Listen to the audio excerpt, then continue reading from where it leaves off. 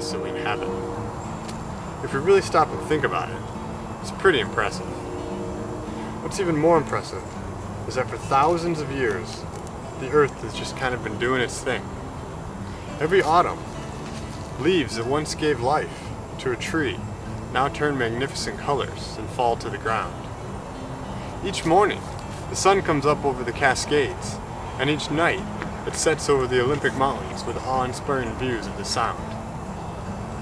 But the Earth also does horrendous things.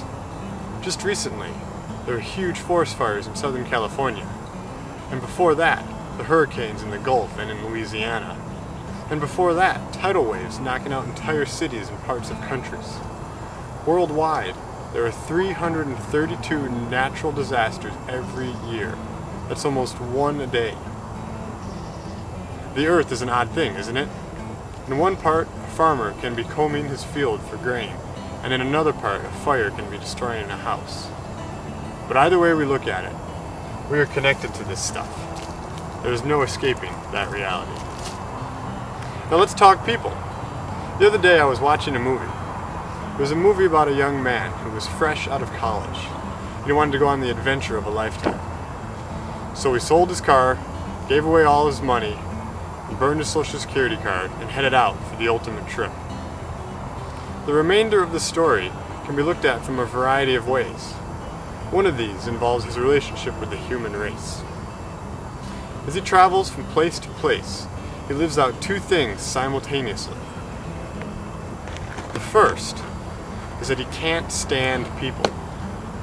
He just wants to be in the Alaska wilderness by himself, doing his thing, living on his time frame all by himself. The second is that he is incredibly dependent upon people. How does he end up getting to Alaska? Well, a farmer in the Great Plains gives him money so that he can hitchhike and buy food. Hippies on the west coast drive him up the coast. And when he gets to Canada, people teach him survival skills and continue to drive him all the way up to Alaska. In fact, in his final hours, his last recorded words are, "Happiness is not true unless it is shared." People are odd things, aren't we? In one breath we can say, "Please help me," and in the next we can say, "But don't get too close." But either way we look at it, we are somehow connected to each other. There is no escaping that reality. In a world of globalization and mass distribution, the best way to remind us that we are connected to the Earth is to be a hyper-local business. It isn't often these days that we hear of companies that exist for a neighborhood and the people in that neighborhood. In fact, the number one reason people become entrepreneurs is because they're sick of having a boss. A good, but incredibly individualistic reason. The number two reason why people go into business for themselves is to make a better profit, and therefore make more money for themselves.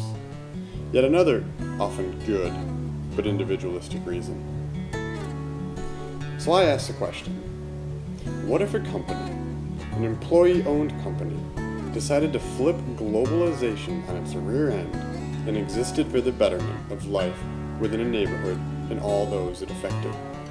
What if money wasn't the sole reason for going into business, but somehow became a beautiful byproduct of doing great, hyper-local business? The image of beer in this country is not a great one, and at times, even I am ashamed to be in the same business as the people that advertise their products with women and the allure of power. These images and these metaphors are powerful and act upon us in ways we may not even be cognitive to. Therefore, these images need to be changed. And I believe by doing so, a new respect will slowly build for the authority that beer and alcohol have over us. Gluttony is much more difficult when the images that drive us are images of wholeness and connection instead of hypersexuality. Inebriation is much more difficult to pursue when one understands the value of beer to society. How many of us have a coffee shop that we walk into almost every morning and order the same drink? Now, how many of us enjoy it when the employees at this store begin to know our name, our rhythm, and our drink? So at some point along the way, when we walk into that coffee shop, as soon as the barista sees us, that begin to make our drink and have it ready, labeled, and may even strike up a short conversation with us about yesterday, today, or tomorrow.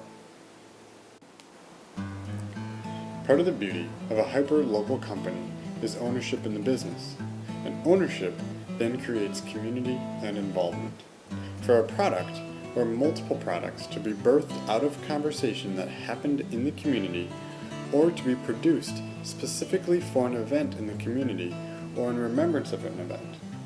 All of these create ownership in the business, and slowly people want to get involved in places where the business has a say. In this way, a business can act as a local social glue. This is even more true when the business is in the form of a beverage.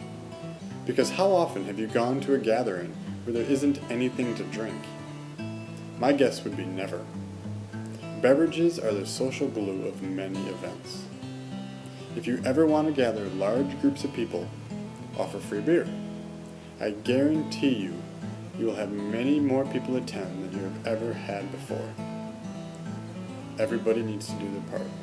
This is mine.